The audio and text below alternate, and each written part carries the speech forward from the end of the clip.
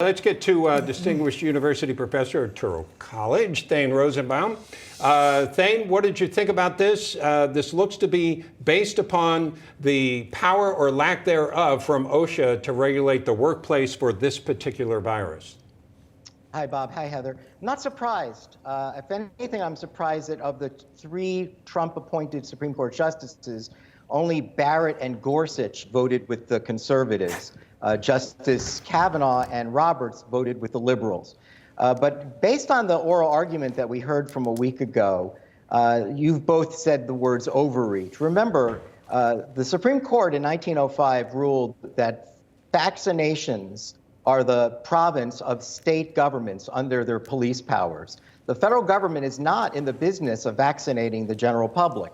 So we already have case law on this, and this action by the Department of Labor and OSHA, that's not the state law, that's a federal bureaucracy. These are unelected officials. Think about that. Right. Unelected officials got the power to vaccinate 80 million Americans, right, without congressional authorization and overriding the state police powers of the state and Supreme Court precedent. So I'm, in that regard, not surprised. And I guess I'm slightly surprised that they did accept the Medicare and Medicaid vaccination requirement, but that has a little something to do for federally funded healthcare facilities. Federal, right? Yeah. Because it's federal money, and because it's federal money, you can see where the court might have said, well, the federal government in that instance, even though this is again an overreach, it's a broad. This isn't about workplace protection. Yeah, can I ask you about that? Because that's the line that we were discussing that we thought was key, where it says that, let's see, although COVID-19 is a risk that occurs in many workplaces, it's not an occupational hazard in most. COVID-19 can and does spread at home, in schools, during sporting events, and everywhere else that people gather. I think that was pretty key in their decision. Right. Well, think about this, Heather. You know, OSHA comes up in situations with asbestos, right? Think of the times that we've heard OSHA in the past, right, where there's something about the conditions of the workplace, right, that are unique to that space. And that's not true with the coronavirus. You can catch it anywhere. This is a much more broader requirement. It says it's a universal risk that is no different from the day-to-day dangers that all face from crime, air pollution, or any number of communicable diseases. And to add on to that, they did say, Thane, that OSHA would be able to regulate a workplace, for instance, if you worked with the COVID-19 virus. Now, so they're not saying OSHA doesn't have the power to regulate the workplace, but this virus... But they can't regulate the hazards of daily life. Exactly, because as one of the justices said, you can catch COVID anywhere. Yeah, the irony of this, guys, is that what the court is saying is, well, OSHA could do this in the Wuhan lab. Right?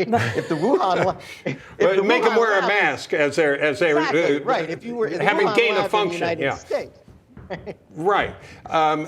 So, but this, let me ask you this: does this mean that states can still regulate, that Congress could still regulate, but in this case, OSHA may not regulate?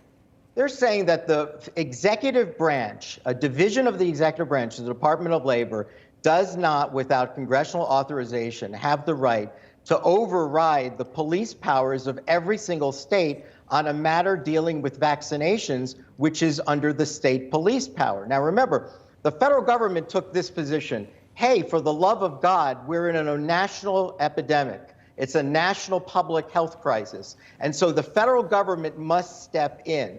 That was the Solicitor General's argument. That's what the government's argument. The federal government must step in. Why? Because remember, in this situation, the majority of the states were trying to prevent the federal government from vaccinating the public. In 1905, it was the reverse. It was the states exercising their rights to vaccinate the public. So here, state law is trying to protect citizens from the virus, not requiring the vaccination itself. So what does this mean moving forward? What happens right now? What happens with this decision coming down from the Supreme Court? Well, Heather, the cases are still working their way through the federal court system, right? So what really happened on January 7th last week was the Supreme Court, a week before the term was set to begin, was asked on an emergency basis to block the application of the vaccine mandate while the lower courts are working their way through it. Remember, they didn't get briefs on this. This was done on the fly. This was not done with sufficient briefing or an oral argument. This was done very quickly 1 week before the court convened for the second part of the term.